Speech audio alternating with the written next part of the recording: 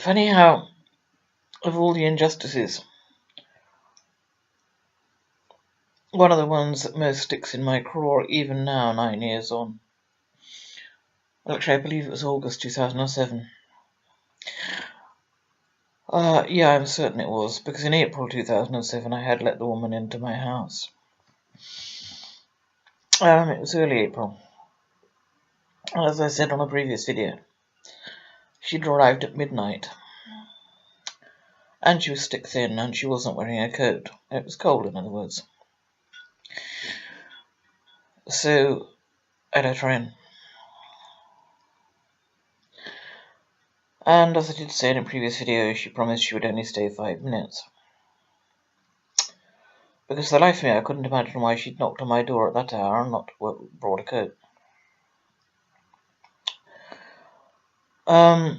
Well, she wanted to stay the night, as it turned out. And we spent the next 4 hours sat in armchairs on opposite sides of the sitting room. That was it. Well, she talked. And I occasionally suggested that she should perhaps try. There was a lesbian venue in Aberystwyth that I know of. There was a lesbian magazine which I think was called Diva. I suggested she put an advert in that. And I did say that not too many lesbians, would want to sleep with a woman who was merely bi-curious. It didn't work that way. You need to have some feelings for the other person, and you need to fancy the other person for preference. I actually don't think I said the second of those, but I was trying to be kind. And I sure as hell wish I hadn't bothered.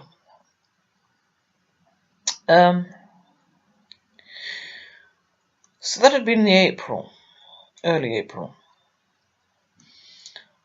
It was just before Easter, I think, and something also happened on Easter Sunday. A car in an alleyway tried to run me down. And 4 days later, coincidentally enough, a car actually hit me. Anyway, so a lot was going on at Easter that year. And at 4 a.m, I didn't exactly say, enough, I want to go to bed. I said, I'm going to walk you home, which I did.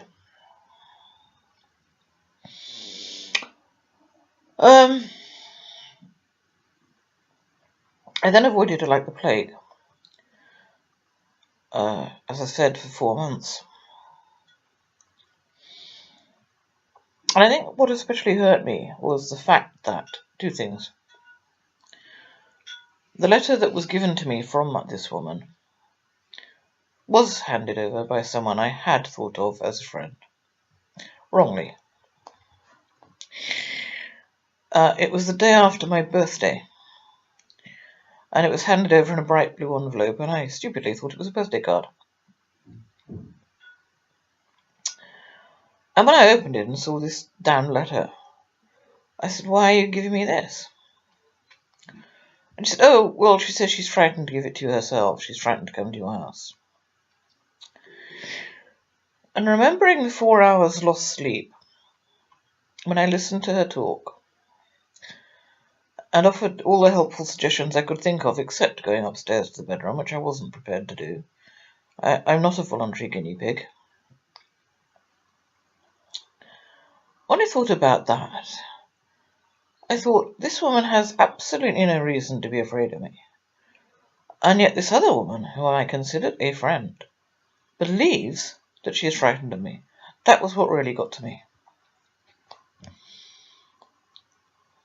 Why else would she not say to this blasted woman, her front door's round the corner, go and post it through? Why did she accept the letter? Why did you give it to me?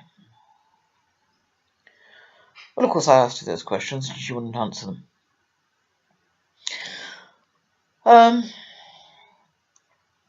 Then, as I say, I phoned this ruddy woman and did tell her never to darken my door again, and in fact to stay well away from me.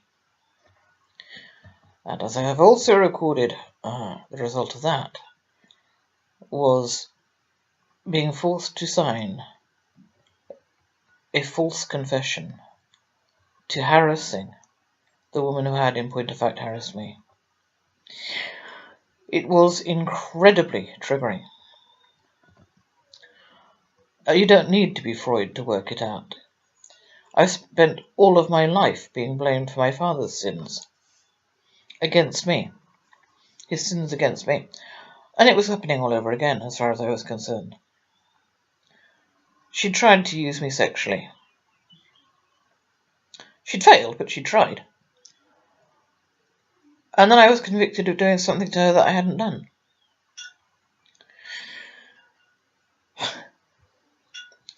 So here comes a crime I was guilty of. On that same evening, I took a pair of scissors, and I took a towel, and I ran around, slashing my arms.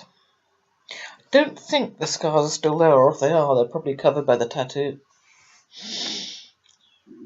No, I can't see them anymore.